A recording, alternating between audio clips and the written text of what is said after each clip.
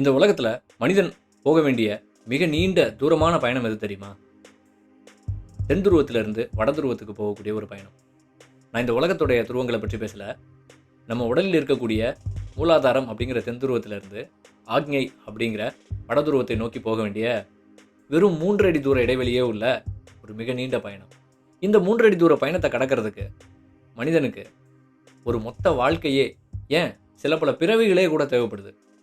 அந்த பயணத்தை பற்றி தான் இந்த காணொலியில் நம்ம விரிவாக பார்க்க போகிறோம். மெய்ப்பொருள் உறவுகளுக்கு வணக்கம்.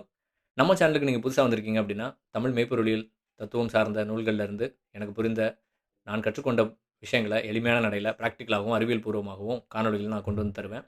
இதிலெல்லாம் உங்களுக்கு ஒரு ஆர்வம் இருக்குது, தேடல் இருக்குது அப்படின்னா என்னுடைய காணொலிகள் உங்களுக்கு பயனுள்ள வகையில் இருக்கும். So please subscribe and hit the bell button. Kandar Anubhuti தொடர் சிந்தனையின் ஒரு பகுதியாக 6 சக்கரங்கள் அல்லது 6 ஆதாரங்கள் பற்றி ஒரு காணொலி பதிவேற்றம் பண்ணியிருந்தேன். கழுத்துக்கு மேலே கவனம் இருந்தால் இந்த சமூகமே மாறும் அப்படின்னு ஒரு வீடியோ. அந்த வீடியோவுக்கு நான் எதிர்பார்த்ததோடவும் அதிகப்படியான ஒரு வரவேற்பும் ஆதரவும் எனக்கு கொடுத்தீங்க. அதற்கு முதற்கண் என்னுடைய நன்றிகள். அந்த வீடியோவில் ஒரு கமெண்ட், இந்த சக்கரங்களை வாழ்வியல் ரீதியாக எப்படி ப்ரோ ஆக்டிவேட் பண்ணுறது அப்படின்னு அருண் பிரசாத் அப்படின்னு ஒரு நண்பர் கேட்டிருந்தார். ஒருவேளை யோகா ரீதியாக இது எப்படி ஆக்டிவேட் பண்ணுறதுன்னு அவர் கேட்டிருந்தாருன்னா ஒரு வரியில் எனக்கு தெரியாது அப்படின்னு நான் சொல்லியிருப்பேன். ஏன்னா நான் ஒரு யோகா எக்ஸ்பர்ட் கிடையாது. நான் யோகாசனம் செய்வேன், ஆனால் நான் ஒரு ட்ரெயின்ட் எக்ஸ்பர்ட் கிடையாது, சர்டிஃபைடு எக்ஸ்பர்ட் கிடையாது. ஆனால் வாழ்வியல் ரீதியாக அப்படின்னு கேட்டதுனால எனக்கு என்னுடைய வாழ்க்கையில் நான் படித்து அப்ளை செய்து தெரிந்து புரிந்து கொண்ட விஷயங்களை, இந்த 6 சக்கரங்களை எப்படி நம்ம நேவிகேட் பண்ணுறது அப்படிங்கிறத பற்றி இந்த காணொலியில் நான் சொல்ல போகிறேன். ஆன்மீகம் குறித்த தேடலில் முதல்ல இறங்கும்போது சைவ சித்தாந்தம், அதுதான் என்னுடைய தொடக்கம். அந்த சைவ சித்தாந்த கருத்துக்கள்லாம் கேட்கும்போது அதில் இந்த சக்கரங்கள் பற்றின ஒரு அறிமுகம் கிடைக்கும்போது இது ரொம்ப ஒரு ஃபேசினேட்டிங்கான ஒரு சப்ஜெக்டாக இருந்தது. இந்த சக்கரங்களை ஆக்டிவேட் பண்ணுறது மூலமாக நிறைய சூப்பர் பவர்ஸ் கிடைக்கும். இந்த சக்கரங்களை ஆக்டிவேட் பண்ணால் நிறைய நோய்கள், தீராத நோய்கள் குணமாகும், பாடி கண்டிஷன்ஸ் எல்லாம் பெட்டர் ஆகும் அப்படின்லாம் சொல்லுவாங்க. நிறைய யூடியூப் வீடியோஸில் சக்ரா ஆக்டிவேஷன் ப்ராக்டிஸ் அப்படின்லாம் பார்த்துருப்போம். அதுக்கப்புறம் யோகா கிளாஸோடைய இந்த போர்டிலலாம் சக்ரா ஆக்டிவேஷன் மெடிடேஷன் கற்றுத்தரப்படும் அப்படின்லாம் பார்த்துருக்கேன். இந்த சக்ரா ஆக்டிவேஷனுக்குன்னே ஃபோனில் ஆப்ஸ் எல்லாம் இருக்குது. இந்த சால்ஃபெஜியோ ஃப்ரீக்வன்சின்னு சொல்லுவாங்க, அந்த சவுண்டை ப்ளே பண்ணுறதுக்கு. சில மியூசிக், டிபெட்டியன் பவுல், இந்த மாதிரி மியூசிக் எல்லாம் கேட்டு இந்த சக்கராவை ஆக்டிவேட் பண்ணுங்க அப்படிங்கிற மாதிரியான வீடியோஸ் எல்லாம் யூடியூப்ல இருக்குது. ஆனால் என்னை பொறுத்த மட்டும் இது எல்லாமே ஒரு டெம்பரரியாக ஒரு எஃபெக்டை காட்டுமே தவிர ஒரு சஸ்டெயின்டான ஒரு ஒரு பயணத்தில் உங்கள் கூட வராது. இதை உங்களை மேலே கூட்டிகிட்டு போகிற ஒரு ஏனியா இதெல்லாம் இருக்காது அப்படிங்கிறது என்னுடைய புரிதல்.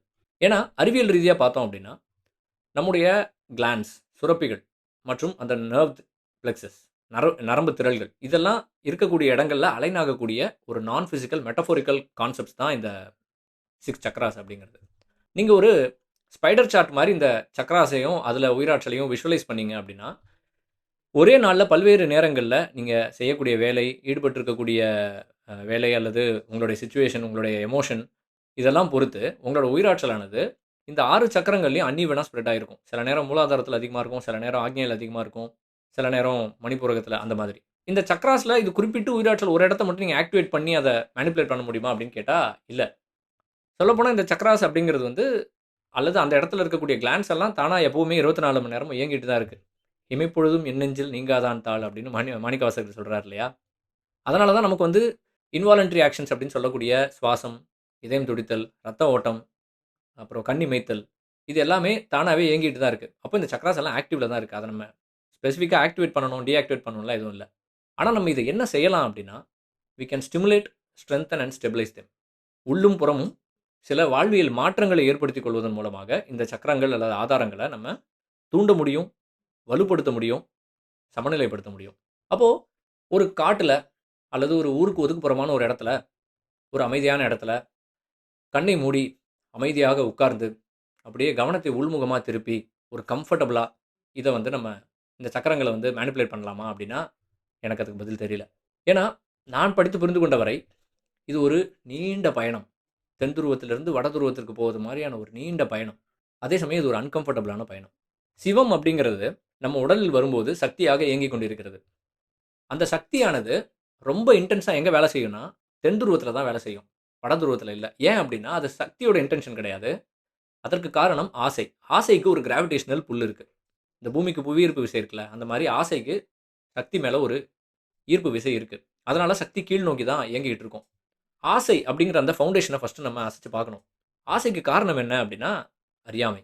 ஒரு விஷயத்தோட பின்விளைவுகள் என்ன, ஒரு விஷயம் நமக்கு தேவையா தேவையில்லையா அப்படிலாம் யோசிக்காம வெறும் விருப்பு வெறுப்பு சார்ந்து வர்றது தான் ஆசை.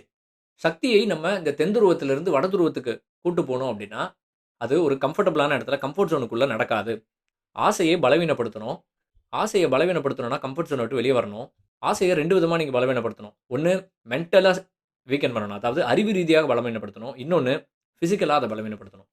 ஆசைய பலவீனப்படுத்தணும்னா, அத அடிச்சு, அடிச்சு பலவீனப்படுத்தணுமா அப்படின்னா இல்ல. அதுக்கு நேர் ஆப்போசிட்டான ஒண்ண நீங்க பண்ணணும். அதுக்கு நீங்க உங்கள ஸ்ட்ராங் ஆக்கணும். உங்கள உறுதிப்படுத்தணும். உங்கள வலுப்படுத்தணும். அதுதான் இந்த மேல் நோக்கிய பயணத்துடைய ஒரு outcome. So, it's not going to be a joy ride. It's going to be a adventurous one. ஒரு சாகசமான பயணமா இது இருக்க போது. வாங்க இந்த பயணத்துக்குள்ள நம்ம நுழையலாம்.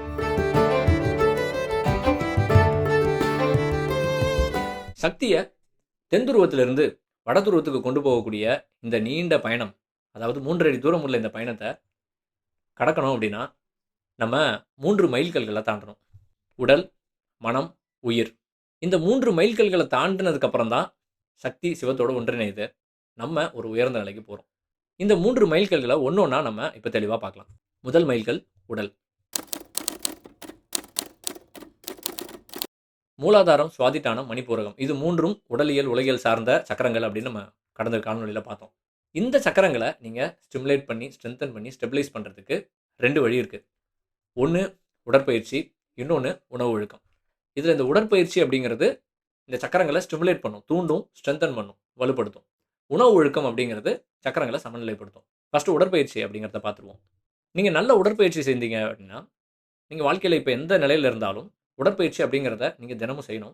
அப்படி செஞ்சீங்க அப்படின்னா, உங்களுக்கு இதுல உடனடியா இந்த சக்கரங்கள் தூண்டப்படுறதுனால என்ன பெனிஃபிட்ஸ் கிடைக்கும் அப்படின்னா, நல்ல செரிமானம், நல்ல பசி, நல்ல தூக்கம், பிசிக்கலா நெஞ்சு விரிவடையும், தோல் விரிவடையும், சுவாசம் சீராகும்.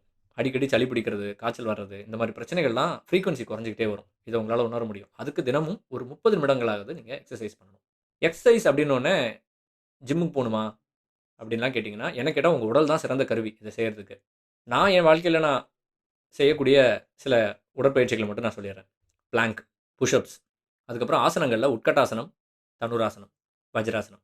இந்த பிளாங்க் பண்ணும்போது, அல்லது புஷ் அப்ஸ் பண்ணும்போது, தண்டால் எடுக்கிறது சொல்றோம் இல்லையா? அது பண்ணும்போது என்ன நடக்குதுன்னா, உங்களுடைய கோர் மசில்ஸ்க்கு ரத்த ஓட்டம் அதிகமாகி, உங்க உடலுடைய அந்த இன்ட்ரோசெப்டிவ் அவேர்னஸ், தன்னை உணரக்கூடிய அந்த தன்மை வந்து ஷார்ப்பன் ஆகுது. இதுதான் வந்து உங்கள ஒரு பெயினுக்கு எக்ஸ்போஸ் பண்ணுது. ஒரு டிஸ்கம்ஃபோர்ட்க்கு எக்ஸ்போஸ் பண்ணுது. ஒரு அசௌகரியமான சூழ்நிலைக்கு உங்க உடல வந்து எக்ஸ்போஸ் பண்ணுது. இத நீங்க தொடர்ந்து செய்யறது மூலமா, இந்த 3 சக்கரங்கள் மூலாதாரம், சுவாதிட்டானம், மணிப்பூரகத்த நீங்க ஸ்டிமுலேட் பண்ணி ஸ்ட்ரெங்தன் பண்ணலாம். தொடர்ந்து செய்யறது மூலமா. அதே சமயம் இந்த உடற்பயிற்சியில ஒரு கேட்ச் இருக்கு. உடற்பயிற்சிய ரொம்ப அதீதமா, இன்டென்ஸா நீங்க செஞ்சுட்டே இருக்கீங்க அப்படின்னா, அது மறுபடியும் உங்க உடலுக்கு ஒரு திணவ குடுத்து, மறுபடியும் ஆசைகள் பக்கமா திருப்பி விட்டுரும். ஏன்னா நான் சொன்னேன் இல்லையா? நல்ல செரிமானம், நல்ல பசி, நல்ல தூக்கம் வரும். இப்ப ஏகபோகமா பசி எடுக்கும்போது என்ன ஆகும்னா, பார்க்கிறதெல்லாம் எடுத்து சாப்பிடலாம் போல தோணும். நல்ல தூக்கம் வருது அப்படின்னா, நம்ம மனம் தாமச குணத்த நோக்கி நகரும். அப்போ இந்த உடற்பயிற்சி நீங்க எப்படி பார்க்கணும் அப்படின்னா, ஒரு லான்ச் பேட் மாரி பார்க்கணும். ஆசைக்கு ஒரு கிராவிடேஷனல் பவர் இருக்குன்னு சொன்னேன் இல்லையா?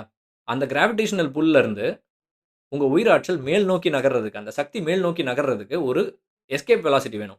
இப்ப ராக்கெட்டுக்கு ஒரு எஸ்கேப் வெலாசிட்டி இருந்தா தான் நம்ம பூமியோட கிராவிட்டிலேருந்து வெளிய போ முடியும். அது மாரி ஒரு லான்ச் பேடா நீங்க உடற்பயிற்சிய பார்க்கணும். உங்களுடைய ஆசைகளுடைய ஈர்ப்பு விசையிலிருந்து ஒரு எஸ்கேப் வெலாசிட்டி. அந்த லெவலுக்கு பண்ணிட்டு, நீங்க அத ஒரு மாடரேஷன்ல வச்சுட்டு, அத கன்டின்யூ பண்ணணும். ரொம்ப அதீதமா இன்டென்ஸா எக்சர்சைஸ் பண்ணும்போது, அது உங்கள இன்னும் வல்னரபிள் ஆக்கிடும். அடுத்தது உணவு ஒழுக்கம். உணவு ஒழுக்கம் அப்படிங்கிறது ஆரம்ப கட்டத்தில நீங்க எந்த உணவு சாப்பிட்டாலும், அது சரியான உணவா இருக்கணும். சரியான அளவுல, சரியான நேரத்தில சாப்பிடணும் அப்படிங்கிறத மட்டும் மனசுல வச்சு அந்த பயிற்சிக்குள்ள நுழைங்க. அதாவது பசித்து புசின்னு சொல்லுவாங்க. பசி எடுத்தா மட்டும் தான் சாப்பிடணும். தாகம் எடுத்தா மட்டும் தான் தண்ணீ குடிக்கணும்.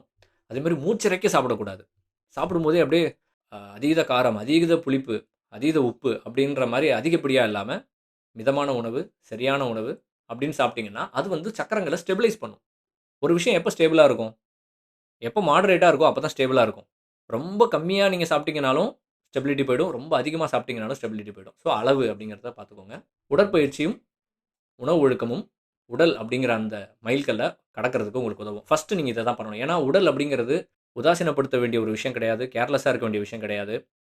உடல் தான் ஆதாரம். எதுக்கு அப்படின்னா, நம்ம வாழ்றதுக்கு, இந்த வாழ்க்கைக்கு ஆதாரம் உடல். அடுத்தது நம்ம அடுத்தவங்களுக்கு தொந்தரவு இல்லாம, அதுக்கும் அடுத்து அடுத்தவங்களுக்கு பயனுள்ள வகையில வாழ்றதுக்கும் இந்த உடல் தான் ஆதாரம். அதுக்கப்புறம் இந்த உலக வழக்கத்தை தாண்டி நம்ம மேல போம்போது, கடவுளை அடைவதற்கும் இந்த உடல் தான் ஆதாரம். இத நான் சொல்லல. திருமூலர் திருமந்திரத்துல சொல்றாரு. அப்போது இந்த 3 சக்கரங்களை இயக்கக்கூடிய அந்த உடல் அப்படிங்கிற முதல் மைல்கல்லை தாண்டறதுக்கு உடற்பயிற்சியும், உணவு ஒழுக்கமும் உங்களுக்கு எவ்வளோ அவசியம்னு இப்போ புரிஞ்சிருக்கும். இப்போ இதை நம்ம ஃபவுண்டேஷனை சரி பண்ணிட்டோம். இதற்கு அடுத்தது மனம், 2வது மைல்கல். மனம் அப்படிங்கிறத எப்படிங்க கம்ஃபர்ட் ஜோனை விட்டு வெளியே கொண்டு வருவீங்க? ஏன்னா மனம் அப்படிங்கிறது ஐம்புலன்கள் வழியா என்னென்ன ஆசை வருதோ அதெல்லாம் புடிச்சுக்கிட்டு, ஒரு மெதப்பிலேயே இருக்கக்கூடிய ஒரு விஷயம் மனம் அப்படிங்கிறது. அந்த மனதை கம்ஃபர்ட் ஜோனை விட்டு நீங்க வெளியே கொண்டு வரணும். எப்படி கொண்டு வரலாம் அப்படின்னா, இப்போ இத பார்த்துட்டு இருக்க நீங்க வாழ்க்கையில ஏதோ ஒரு கஷ்டத்த ஃபேஸ் பண்ணிட்டு இருக்கீங்க. பிசிக்கலாகவோ, ஃபினான்ஷியலாகவோ அல்லது ஒரு குடும்ப ரீதியாகவோ ஒரு கஷ்டத்த பார்த்துட்டு இருக்கீங்க அப்படின்னா, இந்த மனதை கம்ஃபர்ட் ஜோனை விட்டு வெளியே கொண்டு வரதுக்கு முதல் விஷயம், முழு அவேர்னஸோட அந்த பிரச்சனையில உங்களுக்குன்னு ஒரு அக்கவுண்டபிலிட்டி எடுத்துக்கோங்க. ஒரு பொறுப்புணர்வோட அந்த பிரச்சனைய அணுகுங்க. அடுத்தவங்க மேல குறையே இருந்தாலும், குற்றமே இருந்தாலும், அதை தூக்கி வெளிய வச்சுட்டு, அது உங்க கண்ட்ரோல்ல இல்ல அப்படின்னு வெளிய வச்சுட்டு, உங்களுக்கான ஒரு அக்கவுண்டபிலிட்டி நீங்க எடுத்துக்கிட்டு, உங்களோட சகிப்புத்தன்மைய வளர்த்துக்கோங்க. அதிகமா கோவப்படாதீங்க. இந்த பொறுப்பேற்றுக் கொள்ளுதல், சகிப்புத்தன்மை இதெல்லாம் வரும்போது, சயன்டிஃபிக்கா அது எதோட அடிப்படையில நடக்குதுன்னா, நம்மளுடைய வேகஸ் நர்வோட ஸ்டெபிலைசேஷன் இருந்தா தான் அது நடக்கும். நீங்க இத பழக பழக வேகஸ் நர்வ் ஸ்டெபிலைஸ் ஆகும். ஒருவேள உங்களுக்கு வாழ்க்கையில எந்த கஷ்டமும் இல்லன்னு வச்சுக்கோங்க. இப்ப கஷ்டம் இருந்ததுன்னா, இதெல்லாம் நீங்க பண்ணலாம். ஒருவேள வாழ்க்கையில உங்களுக்கு எந்த கஷ்டமும் இல்ல, இறைவன் அருளால உங்களுக்கு ஒரு நல்ல வாழ்க்கை, ஆரோக்கியமான உடல், பண பிரச்சனை எதுவுமே இல்ல அப்படின்னா, நீங்க என்ன செய்யலாம் அப்படின்னா, அடுத்த ஒரு துன்பத்தை பகிர்ந்து கொள்ளுங்க. உங்கள விட கஷ்டப்படுற மக்கள மேல தூக்கி விடுறதுக்கு ஏதாவது ஒரு உதவி செய்ய ஆரம்பிங்க. வருடத்துக்கு ஒரு முறையாவது ஒரு அரசு மருத்துவமனைக்கோ, ஒரு முதியோர் இல்லத்துக்கோ போயி அங்க கஷ்டப்படுறவங்களோட உரையாடுங்க. அவங்களுக்கு உதவி செய்யுங்க. அவங்களுடைய துன்பங்கள பகிர்ந்துக்கோங்க.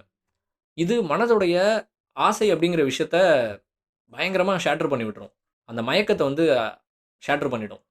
இல்ல, இதெல்லாம் செய்ய முடியல அப்படின்னாலும், நீங்க ஒரு இன்டலெக்சுவல் லெவல்ல இருக்கீங்க அப்படின்னா, உலகத்துல எத்தனையோ பிரச்சனைகள் இருக்கு. உங்க வீட்டுக்குள்ள எத்தனையோ பிரச்சனைகள் இருக்கும். அதுலலாம் உங்க மனச ஈடுபடுத்துங்க. அத எப்படி சரி பண்ணலாம் அப்படின்னு சொல்யூஷன் தேடுங்க. நம்ம எல்லாருமே ப்ராப்ளம் சால்வர்ஸ் தான். பிரச்சனைகளை சரி செய்வது எப்படி அப்படின்றது பக்கமா உங்க மனச திசை திருப்புங்க. இந்த 3 விஷயமும் நீங்க பண்றது மூலமா, அதாவது பொறுப்பேற்றுக் கொள்ளுதல், அக்கவுண்டபிலிட்டி, அந்த சகிப்புத்தன்மை வளர்த்துக் கொள்ளுதல் உங்க பிரச்சனையில. பிரச்சனையே இல்ல அப்படின்னா, அடுத்தவர்கள் பிரச்சனைக்கு வந்து உதவி செய்றது. இந்த உலகத்துல இருக்கக்கூடிய பிரச்சனை, உங்க வீட்ல இருக்கக்கூடிய பிரச்சனைகள். உங்க வீட்ல சின்ன சின்ன வேலைகள் இருக்கும்ல, அத கூட நீங்க செய்யலாம். இதெல்லாம் செய்யும்போது உங்களுடைய மனம் அப்படிங்கிறது ஆசைகள்ல இருந்து மடைமாறி ஒரு கிரியேட்டிவ் ப்ராசஸ்க்குள்ள போகும். இது ஆசைகளை பலவீனப்படுத்தி மனதை வந்து மனம் அப்படிங்கிற மைல்கல்ல கடக்கிறதுக்கு உங்களுக்கு உதவியா இருக்கும். அதே மாரி இந்த மனம் அப்படிங்கிற லேயர், இந்த மைல்ஸ்டோன்ல நீங்க இருக்கும்போது, மூச்சு பயிற்சி, தியானம் அப்படிங்கிறதையும் நீங்க சேர்த்துக்கணும்.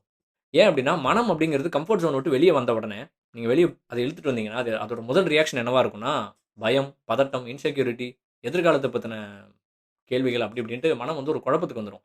அத கிரவுண்டிங் பண்றதுக்கு, காம் டவுன் பண்றதுக்கு மூச்சு பயிற்சியும், தியானமும் அவசியமாகிறது. இப்போ மனம் அப்படிங்கிற மைல்கல்லை நம்ம கடந்துட்டோம். இதுவரைக்கும் நம்ம பார்த்தது வந்து எது, எப்படி, வாட் அண்ட் ஹவ். ஏன்னா ஒரு பயணம் நம்ம போறோம் அப்படின்னா, அதோடைய வாட், ஹவ் அண்ட் ஒய் இது 3மே நம்ம ஆன்ஸர் பண்ணணும். இப்போ உடலும், மனமும் எது, எப்படி அப்படிங்கிறத ஆன்ஸர் பண்ணிடும். தென் துருவத்திலேருந்து வட துருவத்துக்கு இந்த பயணத்த வந்து நம்ம எதுல போறோம்? இந்த உடல் மூலமா போறோம். உடலுக்குள்ள தான் போறோம். எப்படி போறோம்? மனதை சீர் செய்வது மூலமாக போறோம். ஆனா, இதோடைய 3வது ஃபண்டமெண்டல் கொஸ்டின் ஒய்? ஏன் இத செய்யணும்? ஏன் இந்த சக்கரங்கள் பற்றி நம்ம புரிஞ்சுக்கணும்? ஏன் இந்த சக்கரங்கள நம்ம கட்டுப்பாட்டுக்குள்ள கொண்டு வரணும்? ஏன் இத ஸ்டிமுலேட் பண்ணி, ஸ்ட்ரெங்தன் பண்ணி, ஸ்டெபிலைஸ் பண்ணி நம்மை மாற்றிக்கொள்ளணும்? அப்படிங்கிற அந்த ஏன் அப்படிங்கிற கேள்விக்கு பதிலளிக்கக்கூடியது தான் 3வது மைல்கல் உயிர். இந்த உயிர் அப்படிங்கிற மைல்கல்ல தொடும்போது தான் விசுத்தி அப்படிங்கிற கேட்வே ஓப்பன் ஆகி, ஆக்ஞை அப்படிங்கிறதோட உங்க உயிராற்றல் அல்லது சக்தி வந்து ரீச் ஆகுது. அப்போ உயிரை கம்ஃபோர்ட் ஜோன விட்டு எப்படி வெளிய கொண்டு வருவீங்க? உயிர் அப்படிங்கிறத கம்ஃபோர்ட் ஜோன விட்டு வெளிய கொண்டு வரணும். உயிரோட கம்ஃபோர்ட் ஜோன் எங்க முடியும் அப்படின்னு கேட்டீங்கன்னா, வழிபாடு அப்படிங்கிற இடத்துல தான் முடியும். என்னடா கடைசியில ஆன்மீகத்தில கொண்டு வந்து விட்டுட்டானே அப்படின்னு நினைக்காதீங்க. ஏன் அப்படின்றத நான் சொல்றேன். உயிரோட கம்ஃபோர்ட் ஜோன் முடியிற இடம் வழிபாடு. ஏன் அப்படின்னா, உங்களோட ஒரு பெரிய ஒரு நிலையில இருக்கக்கூடிய ஒரு இறைவனை நீங்க ஒரு மனசுல உருவகப்படுத்தி வணங்கும்போது, அந்த இடத்துல சரண் புகும்போது, அப்பதான் உங்களுடைய சிறுமை, இயலாமை, அறியாமை இது எல்லாமே உங்களுக்கு இன்னும் தெளிவா புரிய ஆரம்பிக்கும். நல்லா கான்ட்ராஸ்ட்டா அதெல்லாம் தெரிய ஆரம்பிக்கும். அப்ப வழிபாடு அப்படிங்கிறது இறைவனை நோக்கி செய்வதா? கடவுள நோக்கி அந்த கடவுள அடையணும் அப்படிங்கிறதுக்காக செய்றதா அப்படின்னு கேட்டீங்கன்னா, இல்ல. அப்படின்னு நான் சொல்ல மாட்டேன். இறைவனுடைய தன்மைகளை புரிந்து கொண்டு, உங்களுடைய சிறுமைகளை புரிந்து கொண்டு, அந்த நிலைகள் இறைவனுடன் இருக்கக்கூடிய அந்த நிலை தன்மை இருக்கு இல்லையா? அத நீங்க அடைய வேண்டிய ஒரு உயரமா கன்சிடர் பண்ணி, அதை நோக்கி செய்யக்கூடியது தான் வழிபாடு. கந்தர் அனுபூதி சிந்தனையில கூட நான் நெறைய பாட்டுல சொல்லியிருப்பேன். முருகருக்கு சொல்லக்கூடிய விஷயங்கள்லாம் நம்ம அடைய வேண்டிய நிலை அப்படின்னு சொல்லியிருப்பேன். அப்போ இறைவனை நோக்கி செய்யாமல், இறைவனுடைய தன்மைகளை புரிந்து கொண்டு, அதை நாம் அடைய வேண்டிய உயரமாக கருதி வழிபாடு செய்யும்போது, உயிரானது கம்ஃபோர்ட் ஜோன விட்டு வெளிய வரும். இங்க தான் மெய்ப்பொருளியல் கல்வி அப்படிங்கிறதும் நமக்கு அவசியப்படுது. ஏன் அப்படின்னா, இந்த 6 சக்கரங்கள் இருக்கு இல்லையா? இத பற்றின அவேர்னஸே இல்லாம கூட, நீங்க இத ஸ்ட்ரெங்தன் பண்ண முடியும், ஸ்டிமுலேட் பண்ண முடியும். உங்களுடைய ஹேபிட்ஸ், உங்களுடைய டேலண்ட்ஸ், உங்களுடைய நீங்க எப்படி வளர்க்கப்பட்ட விதம், உங்கள சுத்தி இருக்கக்கூடிய சிச்சுவேஷன், பொலிட்டிக்கல் சிச்சுவேஷன், எஜுகேஷன், உங்களுக்கு கிடைச்சிருக்க படிப்பு, இது அத்தனையுமே இந்த சக்கரங்கள ஸ்டிமுலேட் பண்ணும், ஸ்டெபிலைஸ் பண்ணும். சொல்லப்போனா தப்பான விஷயங்கள்ல கூட இந்த சக்கரங்கள் வந்து ஸ்டிமுலேட் ஆகி, ரொம்ப தப்பான பழக்கங்கள் கூட ஹார்ட்வேர் ஆயிடும் உங்க பிரெயின்ல. இந்த உலகத்துல நீங்க கூட பார்க்கக்கூடிய நெறைய டேலண்டட் செலிபிரிட்டீஸ். அவங்க எல்லாமே தெரிஞ்சோ, தெரியாமலோ இந்த சக்கரங்கள நேவிகேட் பண்ணி மேல வந்தவங்க தான். சக்கரங்கள் பத்தி படிச்சிருக்க வேண்டிய அவசியம் இல்ல. பட் அத நேவிகேட் பண்ணி மேல வந்திருப்பாங்க. அதனால தான் அவங்களால பெரிய, பெரிய விஷயங்கள எஃபர்ட்லெஸ்ஸா பண்ண முடியுது. அப்போ இந்த சக்கரங்கள் பற்றிய இந்த விழிப்புணர்வும், இந்த மெய்ப்பொருளியல் கல்வியும் நமக்கு என்ன செய்யுது அப்டின்னா, ஏன் இத செய்யணும்? ஒரு பெரிய ஒரு பர்ப்பஸ நோக்கி நம்ம இத செய்றோம். அப்டிங்கிற அந்த ஒரு பர்ப்பஸோட இத பொறுத்துது. அதுக்காக தான் நம்ம மெய்ப்பொருளியல் கல்வி அப்டிங்கிறத இன்சிஸ்ட் பண்றேன். இப்போ விசுத்தி சக்கரம் இருக்கு. இந்த விசுத்தி சக்கரம் தான் கேட்வே அப்டின்னு சொன்னேன். அந்த கேட்வே ஓப்பன் பண்றதுக்கு வழிபாடு, மெய்ப்பொருளியல் கல்வி அப்படிங்கிறது உதவுது. அதாவது இப்ப நீங்க தமிழ் மறைகளை ஓதுறீங்க. தேவாரம், திருவாசகம், கந்தர் கலிவெண்பா, திருப்புகழ் இப்படி ஏதோ ஒரு விஷயத்த பாராயணம் பண்றீங்க, ஓதுறீங்க. வாயார பாடும்போது, உங்களுடைய அந்த தைராய்டு கிளாண்ட் இருக்கு இல்லையா? அது வந்து ஸ்டிமுலேட் ஆகுது. அது வந்து ஸ்ட்ரெங்தன் ஆகுது. நீங்க பாட்டு தெரிஞ்சு பாடணும்னு அவசியம் கிடையாது. நீங்க ராகம் அதெல்லாம் புரிஞ்சு மியூசிக்கல் ப்ரொஃபிஷியன்சிலாம் வேண்டாம். அந்த புத்தகத்த கையில எடுத்து ஒரு 10 நிமிஷம் விளக்கேத்தி வச்சு ஒரு தேவார பாட்டோ, திருவாசக பாட்டோ உட்கார்ந்து பாடும்போது, நீங்க வந்து உங்களுடைய விசுத்தின்ற அந்த கேட்வே ஓப்பன் பண்ணி மேல போறதுக்கு தயாராகுறீங்க. அதுவும் போக நம்ம அருளாளர்கள் இந்த பாடல்கள்லாம் எப்படி எழுதியிருப்பாங்கன்னு பார்த்தீங்கன்னா, நம்முடைய குறைகள், நம்ம அடைய வேண்டிய நிலை, இதெல்லாம் இந்த சிறுமை, அறியாமை, இயலாமை எல்லாம் இருக்கு இல்லையா? இதெல்லாம் பட்டியலிட்டு இதெல்லாம் நீக்கணும் அப்படிங்கிற மாரி விண்ணப்பமா தான் எழுதியிருப்பாங்க. அப்போ கடவுள்கிட்ட உங்கள நீங்களே எக்ஸ்பிரஸ் பண்ணிக்கிறீங்க. கடவுள்கிட்ட இன்ட்ரோவெர்ட்டா இருக்க வேண்டிய அவசியமே இல்ல. கடவுளுக்கு உங்கள பத்தி எல்லாமே தெரியும். நீங்க யார்கிட்ட பேசுறீங்களோ இல்லையோ, கடவுள்கிட்ட be an extrovert. Express yourself. அதுதான் இந்த வழிபாடு அப்படிங்கிறது பிராக்டிகலா. வழிபாடு அப்படிங்கிறது ஏதோ ஒரு மிஸ்டிக்கலான விஷயம் கிடையாது. அப்படி பார்க்காதீங்க. வழிபாடு அப்படிங்கிறது கடவுள்கிட்ட உங்கள நீங்க எக்ஸ்பிரஸ் பண்ணிக்கிறீங்க அப்படிங்கிற மாரி பாருங்க. நீங்க இன்னும் யோகா ரீதியாவே உங்களுக்கு தெளிவு வேணும் வாழ்க்கையில அப்படின்னா, நான் வந்து யோகா ரீதியா தான் போணும். எனக்கு யோகா ரீதியா போணும் அப்படின்னா, விநாயகர் அகவல். அத நீங்க தினமும் படிக்கலாம். தினமும் காலையில விளக்கேற்றி வைத்து, விநாயகர் அகவல் ஒரு 90, 95 வரி இருக்கக்கூடிய பாடல் அது. "சீதக்கலப செந்தாமரை பூம்பாதச் சிலம்பு பலவிசை பாட பொன்னர ஞானும் பூந்துகில் ஆடையும் வண்ண மருங்கில் வளர்ந்தழல் எருப்ப பேழை வயிறும் பெரும்பார கோடும் வேழமுகம் விளங்கு சிந்தூரமும் 5 கரமும் அங்குச பாசமும் நெஞ்சிற் குடிகொண்ட நீல மேனியும்" ஐ குட் கோ ஆன். அந்த விநாயகர் அகவல தினமும் பாராயணம் பண்ணுங்க. அது வந்து உங்கள அத வாசிச்சீங்கன்னா கூட போதும். தினமும் வாசிச்சீங்கன்னா கூட போதும். அது வந்து உங்கள அடுத்தடுத்த நிலைக்கு உங்க வாழ்க்கைய நகர்த்தி கொண்டு போகும். அதுக்கான பிராக்டிகலான சொல்யூஷன்ஸ் எல்லாம் கொண்டு வரும். அதுக்கு என்னென்ன ஃபோர்ஸஸ் தேவையோ அது எல்லாத்தையும் இட் வில் பிரிங் டுகெதர். இன்டெலக்சுவலா நீங்க அத அனலைஸ் பண்ணணும்னு நெனைக்கிறீங்களா? ஔவை குறள்னு ஒரு நூல் இருக்கு. திருவள்ளுவர் எழுதின மாரியே ஔவையார் ஒரு குறள் எழுதியிருக்காங்க. ஔவை குறள்னு சொல்ட்டு. அந்த புத்தகம் இணையத்தில கிடைக்குது. அத படிங்க. இப்படி இது ஒரு இன்டெலக்சுவல் ப்ராசஸா பாருங்க. இந்த உயிரை கம்ஃபோர்ட் ஜோன விட்டு வெளிய கொண்டு வரதுங்கிறது ஒரு இன்டெலக்சுவல் ப்ராசஸ். ஏன்னா உயிர் அறிவோட இணையறது தான் சிவம் சக்தியோட இணையுது. அதே மாரி உயிர் அறிவோட இணையுது. அதுதான் வந்து அந்த ஜர்னி. அதோட அவுட்கம். அத ஒரு இன்டெலக்சுவல் ப்ராசஸா நீங்க பாருங்க. இதுதான் வந்து அறிவு ரீதியா ஆசைகள பலவீனப்படுத்துறது அப்படின்னு சொன்னேன். இப்படி அறிவு ரீதியாக நீங்க ஆசைய பலவீனப்படுத்தி மேல இந்த சக்திய கொண்டு வரீங்க அப்படின்னா, இத கடந்ததுக்கு அப்புறம் தான் நீங்க ஆக்ஞை சக்கரத்தில அந்த மேல் நடைபழகத் தொடங்கலாம்.